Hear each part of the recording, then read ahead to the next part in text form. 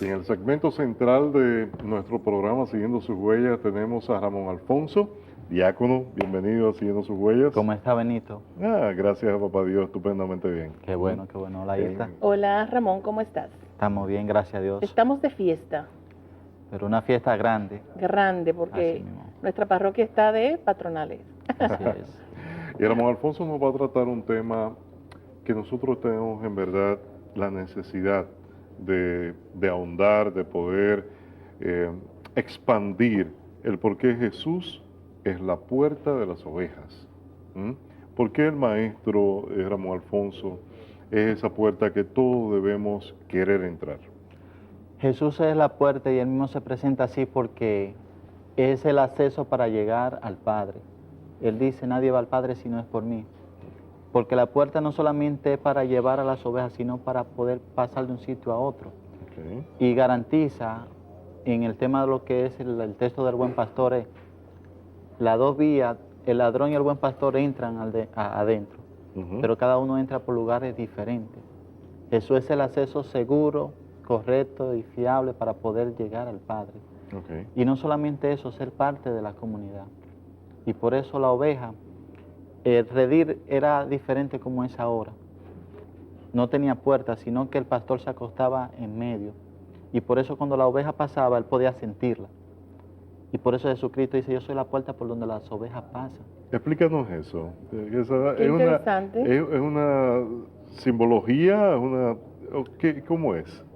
Eso es, la forma de los redil era circular. Eso Ok. es yéndonos a la explicación de esa época. Sí. Sí. En Como Jesús hablaba en parábolas. Exacto. En ese momento, porque la figura del pastor es una figura que va a bordear toda la Biblia. Y Jesucristo va tomando desde justo a ver que fue el pastor y cada una de las personas. Por eso Jesucristo se identifica. Y ese tema de la puerta, y sobre todo de él como pastor, es uno de los temas centrales. Y entonces el pastor se acostaba, no había puerta, sino que el pastor se acostaba. Y hasta que el pastor no llamaba a las ovejas, ninguna salían de él. Pero siempre hay alguna ovejita como que revoltiosa. Entonces, cuando pasaba por encima del pastor, él se daba cuenta que una oveja había salido. Y la retenía. Y la retenía. O Ok. podía sentir cuando venía alguien a atacar. Y por eso él era la puerta. Era el acceso para los que querían entrar o querían salir. Oh. Y por eso Jesucristo se presenta como aquel acceso para poder llegar a la salvación, a la gloria, o aquellos que quieren salir de ella. Qué interesante. Mira, Ramón, en la palabra de Dios nosotros vemos en un capítulo que el Señor en una ocasión, los discípulos le piden a Él estar a solas con Él. Y Él le dice que lo sigan y se van en una barca a un lugar solo. Cuando se acercan a la orilla, el Señor encuentra mucha gente y Él dice la palabra que Él se entristece porque los ve solos y dice que los siente como unas ovejas sin su pastor. ¿Y qué significa todo eso? ¿Qué quiso el Señor decir con eso? Si nosotros nos remontamos al Antiguo Testamento, en Primera de Reyes y también en Crónica, está ese texto claro así mismo. Él lo veía como oveja sin pastor y Dios lo manda a su casa. Y por eso Jesucristo va a ver el pueblo que está como oveja sin pastor, significa sin una guía. Por eso Dios mismo se va a presentar como el pastor que viene a reunir a su pueblo. Si nosotros leemos el texto de Ezequiel 34:11, Dios se presenta como el pastor que viene a guiar sus ovejas. Y en Jeremías va presentando que hay diferentes pastores falsos que han dispersado, que han destruido. Y por eso Jesucristo, cuando ve esa multitud, dice, andan como ovejas sin pastor. Él se autopresenta como ese Dios que ha venido a ser el pastor que va a reunir a su rebaño. Y por eso Él siente compasión. Hay alguna Biblia que traduce compasión, lástima, pero compasión significa sentir, compasión, con sentimiento. Y de ahí también se desprende una palabra que es misericordia. Mísero significa pobreza y cordia y corazón. Significa que Dios pone su corazón en la miseria del hombre. Y por eso Jesucristo ve que el hombre, el ser humano, el pueblo de Él, anda dispersado por producto del pecado. Y por eso Él quiere reunirlo. Y por eso Él dice, Él sintió compasión. Él quiso sentir con ellos. Y por eso Su sentir fue tan grande que Él asumió los pecados de la humanidad y Él muere por cada uno de nosotros.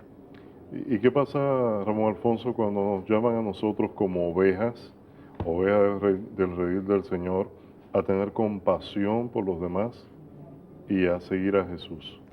Eso significa ser cristiano. La palabra cristiano significa ser otro Cristo. Y quiere decir que si Cristo es el pastor, nosotros tenemos que ser pastores.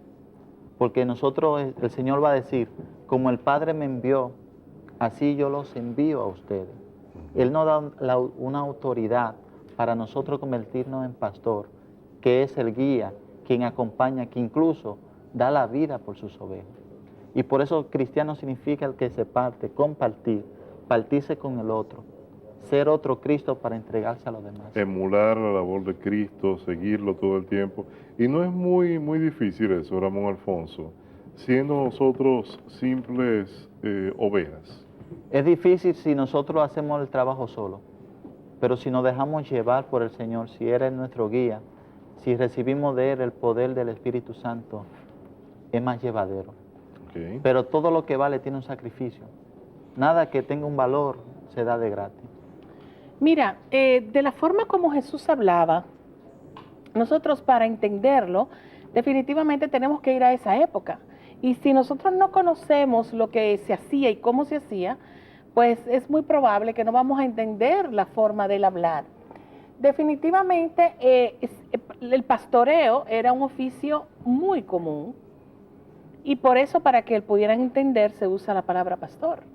El pastor, el que pastoreaba las ovejas de un grupo, ¿no? De una comarca, de un pueblecito, de un paraje, era muy importante y era la persona que tenía en sus manos el producto de todo, la comida. Bueno, David era pastor. Exactamente.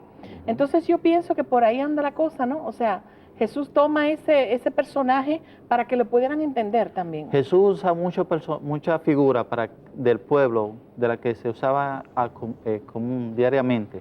Sin embargo, la figura del pastor no es así.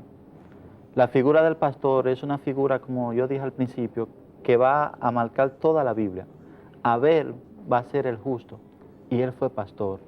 Si vemos a José, también fue pastor. Jacob fue pastor. Moisés, y Abraham. Él tiene el símbolo del báculo. David también estaba pastoreando Jacob, cuando fueron a buscarlo. Entonces, todos los misioneros, todos los mandados por Dios fueron pastores en su mayoría. Si nosotros agarramos ahí 50 textos bíblicos que son fundamentales sobre el pastor.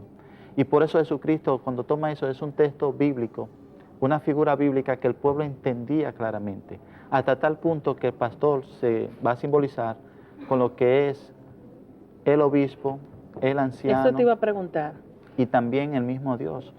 Porque Dios mismo, como te cité ahorita en Ezequiel, Él va a decir, yo voy a volver a ser el pastor, yo mismo seré el pastor y voy a traer a mi rebaño. Entonces la figura del pastor es una figura que va a ser una figura, es un tema teológico. Una figura determinante. Sí, es un tema que va a marcar todo lo que es la Sagrada Escritura, Antiguo y Nuevo Testamento. Y los sacerdotes actualmente, como representantes del Señor, son nuestros pastores. Sí. Nuestro pastor, Monseñor Pablo Sedano, es quien nos guía a nosotros somos sus ovejas. Amén. Por eso al sacerdocio en sus 3 grados tienen unos símbolos propios del pastor.